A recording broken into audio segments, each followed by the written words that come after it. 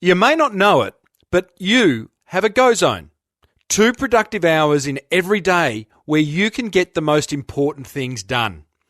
Listen in as today's guest, ex-high performance coach at Collingwood Football Club, explains how to get the important stuff done every time.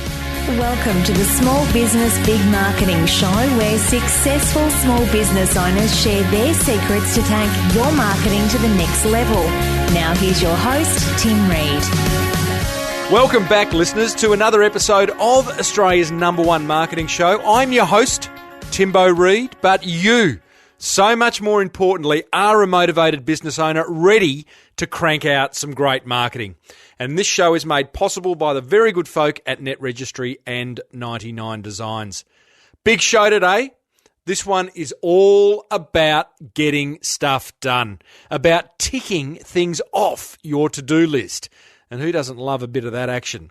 I have a fireside chat with this fellow Mark McKeon, who basically, if you listen to this episode, if you listen to what Mark has to share, I reckon your productivity is going to increase 10-fold, 20-fold, maybe even 100-fold, depending on how low a base you are coming from. But boy, oh boy, is it a great interview. I also share a little secret that I've just started implementing again, that I've only been doing it for 2 days and already I'm seeing a productivity increase. I share a motivational marketing quote from none other than the most amazing marketer themselves, Mahatma Gandhi, of course. And we also have time for our weekly check-in. There is plenty of marketing gold dripping from the ceiling over here at Small Business Big Marketing HQ. So let's get stuck right in. Small Business Big Marketing with Tim Reid. smallbusinessbigmarketing.com. So, how's your week been? Has it been good? Mine's been a ripper. Here's my little secret that I said I'd share with you. I've started moving more. I've just been recovering, as you may know, from a broken elbow, which has kind of held me back a bit, but now I'm back in the gym 2 days in, and maybe you can hear it in my voice. I am feeling motivated, energized, and it's amazing what a little bit of exercise can do. And I know as business owners, we get stuck in our businesses behind the computer, behind the counter, and we just don't move enough. So if that's you, I've got to encourage you to maybe go and listen to this show while you're going for a walk, or do go to the gym, or I don't know, just that whole moving more thing is just so important. I'm quite excited too because I'm starting back. I've started back at gym, but tomorrow I start back with a mate as well, my old mate Benny, who we're going to be going 4 days a week, and it's just structure.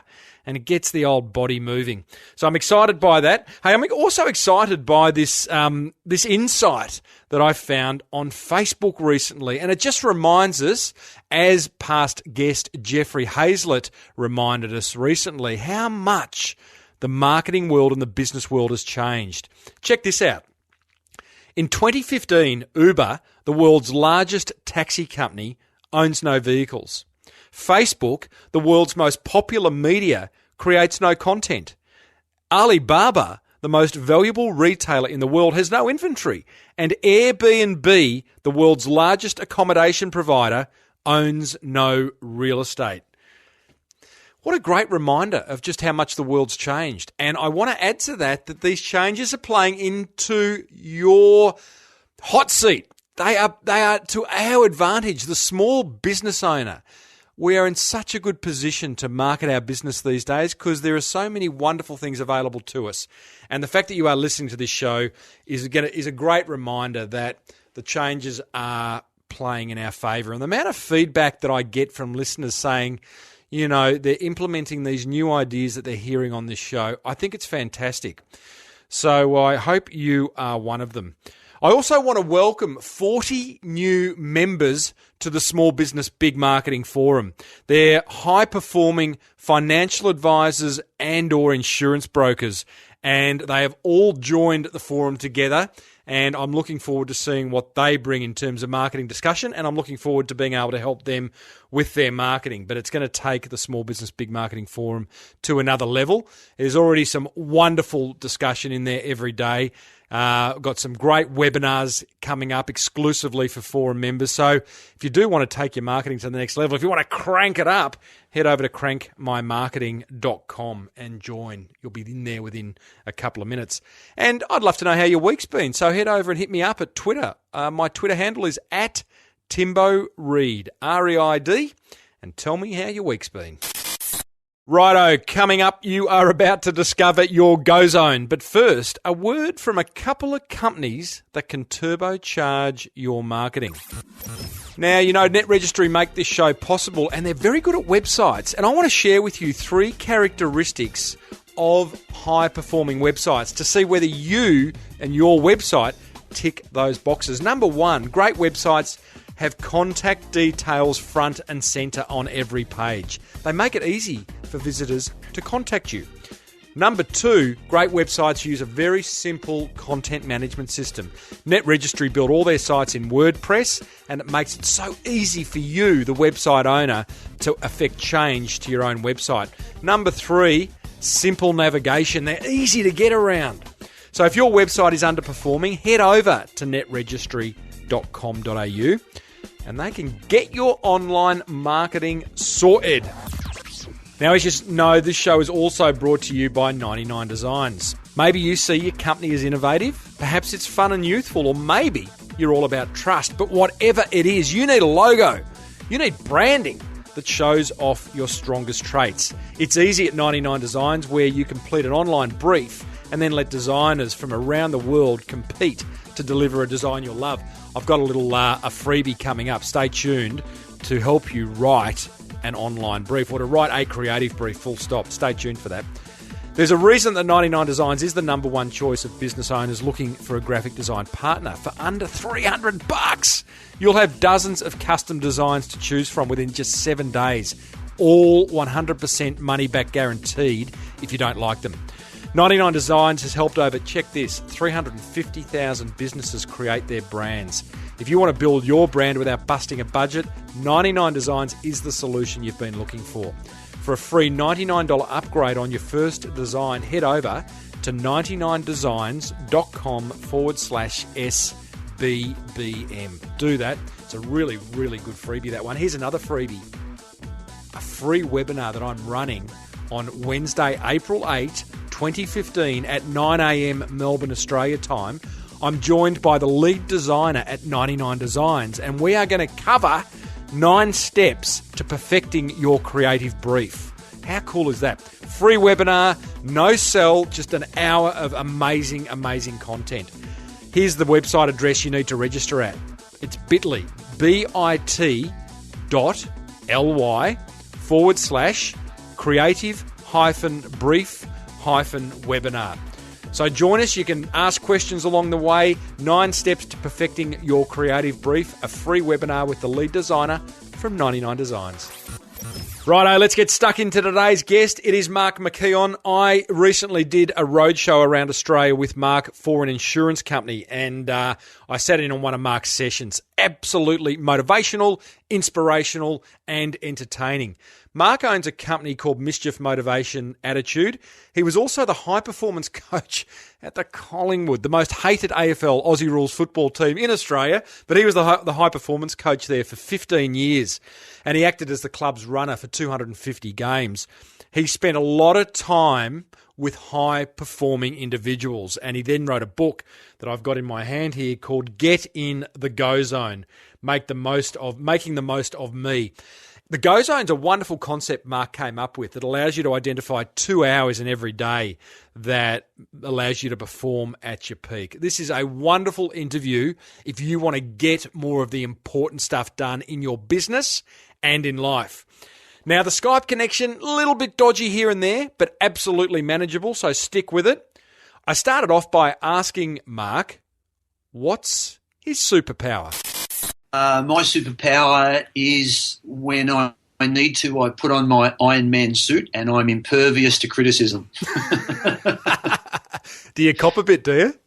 No, I don't. But I as a keynote speaker, I often see colleagues who will have they'll get 100 pieces of feedback, 100 pieces of written feedback, and 98 of them are glowing. Just this is the best person I've ever seen. I've got to see more of this person. And there'll be one that'll say it was too short, and one that'll say it was too long, and they just they focus so much on the negative, and they just make life too hard for themselves because and it just brings them down. So I don't mean that I'm I'm not open to improving or anything like that, but I think sometimes you've got to have a thick skin and just do what you're going to do and not be distracted by things like that. It's so true, isn't it? We can focus on that. It's like the minority gets heard. Absolutely. Even I'm not a great golfer, but I love golf, and there's a thing in golf that's called fearless golf, and what it's basically about is stop worrying about the consequences of your shot and just do what you do what you know is right. And if you can apply that skill to a lot of things in life, then I think it helps you. And again, I don't mean you being closed to self-improvement, but sometimes you just got to get out of your own way. It's interesting. Back in the day, mate, when I was young and reckless, I used to play a bit of golf with my mates, and we'd play on a Sunday morning after a big night out, right? So we'd roll up to the course with this screaming hangover and just not have a care. It was like, there was no lining up. There was no consideration of club selection it was just like walk up, hit the ball. And you know what? We'd hit that ball as well as any time we've ever hit it because we didn't care. That's exactly it. I had a similar experience where my mum and dad were sort of getting on, and I took them out for a game, and I spent half the time trying to find their balls and stop them putting their clubs in each other's bag by mistake and rolling the buggy over near the trees. And when I got to the end of the 9 holes, I'd actually had the best score I'd ever had, and I had not even counted. Whereas often you're playing and you're very conscious of how am I going, and I think a lot of business people are like that too. They're so focused on their monthly target that they actually stop doing what they can do well just naturally. So I used the word not care before, and it's not about not caring, is it? What is it though? Like, what's this concept of like just? I often talk. Listeners will know I talk about the woo woo and just kind of letting the universe deliver, but I know that's maybe too frivolous. What is this? What do we got to do? No, I think it's it sounds in a way a little bit ambiguous, but you actually get better results when you stop thinking about or focusing too much on results. So it's hypnotists call it bypassing the critical mind, which is, of course you can lift your leg, but for that moment when people are hypnotised, you just switch that part of your brain off. There's actually a technical term for it. It's like disassociation, but it's about the irony that you'll get better results by stopping focusing on the results, because an over-focus on results is just distracting you and diluting your brain power. Yeah, interesting. So, look, I absolutely believe it, yeah. And in fact, my background being involved in the AFL, one of the big differentiating factors between a lot of the players I saw, except for the really elite players who were just a bit better, but a lot of the mainstream players, the ones who succeeded at that level were the ones who were just able to go out and play, and they were able to switch off that part of the brain that was thinking, how many kicks have I had, or I hope I'm not going to get dragged off the ground. They could just actually go out and do it without worrying too much about the consequences. So it's an easy thing to talk about, but it's a great skill to have. Is there a key to locking that part of your brain? Yeah, it is. It sounds a bit trite to say confidence, but it's absolutely confidence. So that from a business perspective, you might have all businesses have got to sell in some way. They're selling a service or a product. So you've obviously got your targets, and I'm not saying you shouldn't have those targets, but once you set those targets, you've got to then develop a belief around that target. Yeah, right. And the belief is about what the system is in order to reach that target. And then it's about focusing absolutely on not the target, but what are the steps to actually get you towards that target. I often say in my presentations that when I was a kid, I was a cricketer. And one time I could remember batting And I was so focused on making at least 40, because if you made 40, you were sort of through to the next round of selection in these regional trials. And so here I am focused on the result instead of just watching the ball and dealing with each ball one at a time. And that's something I've sort of tried to train myself to do.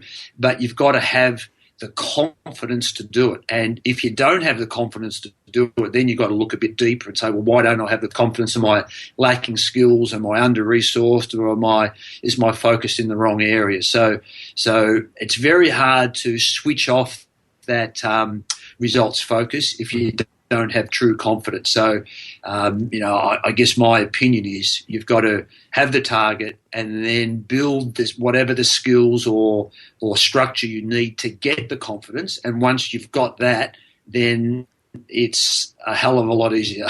Yeah, great. So what that's all about, and you've been involved in the highest level of Australian rules footy going around in the AFL, albeit for Collingwood. Sorry about that, but it's a joke for Melbourne listeners, really, isn't it? But what you have observed, I guess, and being a part of is that in fact, I saw Collingwood train yesterday down when I was going down Punt Road, and all the training they do, or any high-level team does, they put the effort in during the week. The coach says, this is the game plan. This is what we are going to do. Then on the day, when it's time to execute, you just execute. There is no more thought. It's like, this is what we've trained to do. This is what we've been told to do. Do it. Yeah. Well, that's exactly the point I was trying to make before, about you just get involved in it. They call it the bubble, but that's a little bit hard to get to. You might be lucky to get into that zone a few times in your career, but it's about having that confidence that you've done the work. And I know you feel like you need to criticise Collingwood, Tim, but there's only two types of people in Melbourne. There's Collingwood supporters and people who want to be Collingwood supporters. You know that, don't you? That's crap. And I can't believe you even said that, because you played for Melbourne, and I don't know where your allegiances lie anymore. Yeah, both. I'm absolutely, totally loyal to both of them. Yeah, great. Demons and the Pies. Great. Yeah, well, fortunately this is a global show, so I have to move on, because most people don't know what we're talking about. But the thing is, Mark, fascinating conversation. Can anyone be a high achiever based on what you're saying? I think that, absolutely can. Yeah, I think it's about defining what that means. So I'm a big believer in structure and discipline, and I guess my background in working with athletes shows a lot of lessons for people in business, and I think the main lessons are around structure and discipline. It's like you're saying when you're watching any high-performing team train, all the work is done. So the game should be relatively easy. It's like someone who's going to climb a mountain, they do that much training, the actual climb or the fun run or whatever people do, that should be relatively easy. So I think high performance is about defining what that is in your business or in your life. And once you've got that defined, then you've got to have a plan to make that happen. And then you've got to execute the plan. But I actually think that for most people, the hardest bits are the first two, and that's setting the goal and designing the plan. I think once there's something in place and there's something to follow, most people like the rigor and the discipline of actually following and executing on that. So some people say, I lack the discipline to do it. Then if you dig a bit deeper, most of the time those people don't really have the correct structure in place. It's too loose, there's too much wiggle room, or those structures aren't directly related to whatever the goal is, the high performance. And then you don't have like the continual circle of continuous improvement and high performance. So it's about taking out the guesswork. Set your goal, define what that is, set the structure, whether you need new skills, new resources, new discipline to get there, and then just execute it. And most people enjoy the discipline of that. Does that mean, because it's funny, like I've talked a lot about kind of planning versus just going off gut feel, instinct, Are you into planning things to within an inch of their life, or do you leave room for things that just like that business decision, that marketing idea, it just feels right, I'm going to do it? Or is that just way too flippant in your book? No, it's not. No, I definitely do that because, again, like you, I'm a keynote speaker, and we try to get some humour into our presentations. And the best humour, I do. You do, yeah. The best humour is The best humour is always natural humour that just develops on the day. It might be a noise someone makes, or some background or comment someone from the audience makes. So you need to absolutely have that spontaneity. So from that point of view, never want to plan things because, again, as a presenter, it can sound too practiced and too tried if you just planned it to within an inch of its life. And in business, there's actually quite a bit of research about the actual physiological processes that are happening when people get a gut feeling that something is right. It's actually, there's some pathways to the brain that's linked to all of your experience and your expertise and your past framework. So no, absolutely, spontaneity is in, unless from a business point of view you have key tasks to do and you're making an excuse not to do those key tasks by delving into this spontaneity area, or you're making an excuse for yourself to get away from doing the hard things that you know you should be doing. Yeah, so right. That's like giving yourself an escape clause. Yeah, I've got a few of those escape clauses. Most people have. Coffee, read the paper, just do a Facebook update. Mate, I just walked the dog before hitting record with you today. I thought I had to get out. I've been working hard all morning, and of course you have. The dog was getting a bit restless. So almost 40 minutes work. Yep. Correct. So, Mark, off the back of your time at Collingwood Football Club and your own personal experiences, because you've been a high achiever yourself in terms of playing footy at that level, etc., you created this concept called the Go Zone. Yeah, is that pretty much is the Go Zone concept and book off the back of your time spent at Collingwood? Partially. Partially, it's certainly that, and the other component is my trainings in human movement and physiology, and there's a lot of things happening in our bloodstream that people don't understand. They get too much adrenaline, they get a bit angry, they get a bit agitated, and they have highs and lows in their energy level. So they need a coffee in the middle of the afternoon, or they'll crash at night and then wake up wide awake on an hour or two later thinking about all the things they need to do tomorrow, which interrupts their sleep and so on. So the Go Zone is really a combination of, I guess, what you would call some biochemical knowledge and background, and then observation and personal experience in sport and business.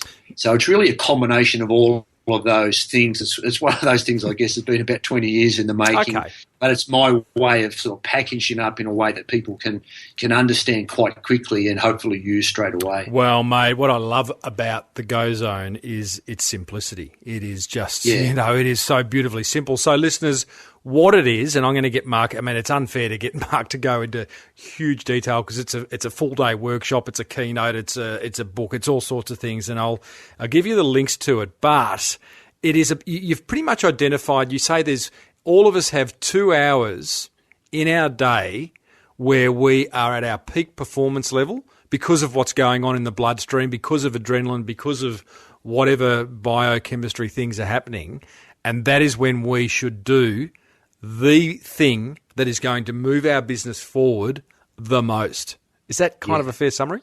Yeah, that's a very good summary. I guess it's in essence the ability to change gears. So there's 3 zones: the Go Zone that you've just described well. There's a slow zone, which is like your comfort zone, your middle gear, a mediocre level of performance, and nothing wrong with that, by the way.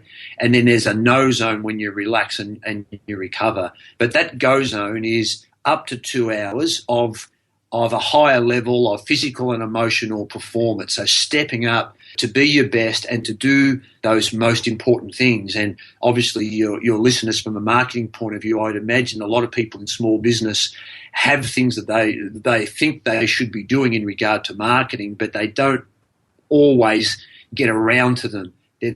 Some of the things that might just get lost at the end of the day because they're busy just doing the day-to-day stuff. And whatever the key tasks are in your business, that's what you should be doing in that precious 2 hours when you can absolutely have your highest level of charisma and impact on other people, your best decision-making, and your best ability to communicate effectively verbally or in written correspondence, to solve complex problems, to make big decisions. That's what you should be doing in the go zone. So a lot of people have really lost the ability to focus and they get distracted very easily. And this is about having the discipline, I guess, an athlete has when they're really focused, and to apply that to your business or your life on a day-to-day basis. Yeah, we live in a world, our attention spans, I'm looking at my 3 teenage kids and observing that. I mean, my attention span's pretty average. Theirs is like 2 minutes is a long video. It's extraordinary. So it doesn't make it right either. I've got a bit of a theory that says the way technology's developed and, the thing with the mobile phone and social media and immediate communication and the expectation of others that if I text you, you'll text me back. And, it's like we just got to be on call. And, the Apple Watch, the Apple iWatch, that's not going to help things either. It's just going to make us even more kind of, accessible. But the body isn't keeping up, technology's racing ahead. That's right. And there you're quite right, because the vast majority of those things really, from a functional business point of view, are distractions. Yep. You don't need to check Facebook. You don't need to know what the stock market's doing unless you're going to make a trade in the next half an hour. You can wait to know what the barometric pressure is and 109 other things. And it just creates distraction, but it also creates a habit that we want to feed. But physiologically, what's happening is that you aren't getting an even blood chemistry of what's called neurotransmitters that you want to keep you on an even keel, and you tend to get these highs and lows, which creates fatigue, and it can create a bit of anxiety in some people and a bit of anger in others, so that you just don't get that period that you need to get the important things done and stay on track. Yeah, right. The funny thing is too, though, like checking your email, checking social media does give you an instant hit of whatever it gives you a hit of, which kind of isn't, you want to get that hit in another way, which for your point of view is the go zone. How do I identify those 2 hours where I'm going to be at my peak performance each day? Because it's going to be different for everyone, I'm guessing. Yeah, it is. I personally prefer to do it in the morning. So when I do a go zone, it's normally between 10:30 and 12:30, so up until lunchtime. The reason that I do it then is that I feel more productive in the morning. I've already got a bit of a start on the day, so I've had time to write myself a list of the key tasks. It's been a while since I've had breakfast, because most things in life are better done on an empty stomach, and a go zone is certainly the case. You set yourself a little timer, or your phone or your watch, or an egg timer, and then when I'm finished the go zone at 12:30, my buzzer rings, and it's all my reward is lunch. I have a bit of a break, and even though I'm still working during the rest of the day, when I'll be in the slow zone, and that's when I will check my email if the sound goes off, and I might check on other things, and be text messaging backwards and forwards, the way that most people operate. But you feel liberated because you've already done the hardest, most important things of the day, as opposed to just in the back of your mind, those 3 tough calls you should have made to your clients, and the one email that's really important that you yet to respond to, or a one-on-one with your staff that's really important is now delayed for a couple of days. Instead of those things hanging over your head and actually diluting your attention for the rest of the day, you actually think, well, I've actually done my go zone for the morning. You will have got more done. You'll feel liberated. And it's almost like the rest of the day, you're not on holiday, you're still working, but you end the day with a much higher level of energy and a much more even spread of these neurotransmitters. Mark, the go zone, and listeners, I'm going to really strongly encourage you to get the book, Get in the Go Zone. I read it on a 2-hour flight the other day, and it's just a ripper. But for those who don't get around to it, the go zone looks like it is a 2-hour period of no interruptions, of like, if you can, turn off your Wi-Fi, turn off your phone, put a red flag up if you're at your desk which says I am, incommunicado, whatever you say. I mean, is that physically what it looks like? For most people, it's very much role dependent, but there are some people who are maybe running a small business. Let's say they're a printer and they're just flat out in the office all day talking to clients and doing their organisation. they might have a dozen people out in the print room. Mm-hmm. And sometimes for them, the go zone is about spending that time out in the factory, finding out what's going on, talking to people, making sure they're engaged. Right. For other people who maybe have a sales role, then for them it's absolutely about switching everything off, getting on the phone and keeping in contact with their past clients, their pipeline of clients, their referral alliances. And for them, it's not about making 10 calls, but it's about allocating a period of time and keep making calls until the time's up. And the difference there is that when you've got a list of calls, you tend to sort of work it into that number and you pat yourself on the back for making the calls, but you can sometimes do it in a very perfunctory manner. You just sort of tick and flick. But when you know you're doing it for time, then you might only make 3 calls, or you might make 10 calls or 15, but you do each call to the best of your ability. So it's about forgetting about what you've already done, what's yet to happen. It's about the thing you're doing right now. A good analogy is Olympic shooters or people who are good at darts. They can block out what's happened in the previous 2 darts and the 2 darts yet to come. It's all about that one that they're throwing at the moment. So it's all about that conversation you're having with one member of your staff. So you're not distracted, you're not checking your phone, you're not looking over their shoulder at something else, you're absolutely there. Or you're talking to a client and you're absolutely there. Or you're reading an email and you're really reading it rather than having to go back over it later. So for a lot of people it is clearing the clutter in their desk and focusing on the phone or the computer task. But whatever the task is, it's about doing it as well as you can. It could be a plumber who's marking out, to cut some pipe, or a concreter who's laying down the framework to do a pour. It's whatever your task is of making sure that you are switched on as much as you are able. You're present. For that time. You're 100% present. Yeah, and the inefficiency I see now with people who get distracted, make errors, everything from accountants who are making numerical errors, they're adding things up wrong, to people who push the wrong button on the computer, or someone who enters an order in an incorrect way, or someone who doesn't clearly articulate what they want to happen to a member of their staff, so it's not delegated properly. I think it applies in any walk of life, any business, any family situation, and it even applies to busy people who go home and they're still a bit distracted about work and they're not doing a go zone with their kids. And kids absolutely pick up on that. I know you're pretty strong in your book about it's 2 hours. Your go zone every day is 2 hours. If you are an absolute freak, you might be able to do 3 hours, but you're saying 2. I'm going to challenge them. No, I think I know what your answer is going to be, but can you have niche go zones? Can I have a go zone for marketing my business? Can I have another go zone for managing my staff, and another one for financial management? Or is that just that's going to defeat the purpose? No, I think that works, preferably not all on the same day, because physiologically you've only really, in my opinion, got the 2 hours. I've met, I reckon, 3 people who can do a 3 hour go zone, but only 3 out of probably tens of thousands. Tell me about you don't have to name names. I'd love you to, but what's the characteristic? What have they got? What have they got that we haven't? They've got, unless I'm one of them, Mark.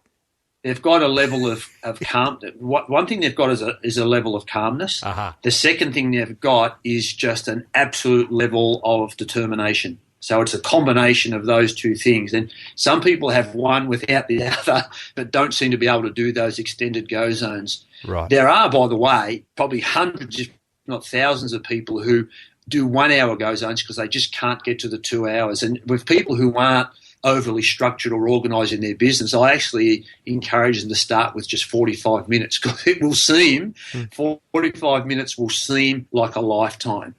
And people who think they're in the go zone all day, every day, are actually in the de facto slow zone. They are nowhere near as efficient as they think they are. Of course, there's the argument that, well, what about if I've done my 2 hour go zone in the morning and then suddenly in the middle of the afternoon my best client rings and they want an immediate response to an issue? Well, it's life and it is what it is. So you actually then jump back into a go zone frame of mind. But the key there is to ask yourself the question, is whatever this issue is, does this warrant me going back into a go zone, or am I just sort of making an excuse here? And if it's the former, absolutely jump back into the go zone. And you, if you like, have a credit and you have time in lieu the next day. You don't overload yourself, because if you continually overload yourself, you can't actually reach the absolute level of concentration that you need for the go zone. But life is what it is. Life's not like a kung fu movie where the bad guys come at 5-second intervals. And some people have jobs where they get interrupted all day. And for them, it's about scheduling the best periods of time. And for them, it might be a 1 hour go zone in the morning, a 1 hour go zone in the afternoon, or a half an hour when they first get to work, and lock that into their diary before the phone starts ringing, or half an hour or 45 minutes at the end of the day when the phone quietens down. There's a lot of people, to be honest, Tim, they make excuses, and I can't do it because of this, but the majority of them are just blowing smoke, and they're just having some wriggle room. And we all, from a business point of view, can benefit greatly from disciplines. And if you own your own business, you have to make them self-imposed disciplines. Yeah, great, mate. Hey, Mark, I know that so many of my listeners, and I'm included, we struggle to tick the boxes that we really need to tick. We are distracted by bright, shiny objects.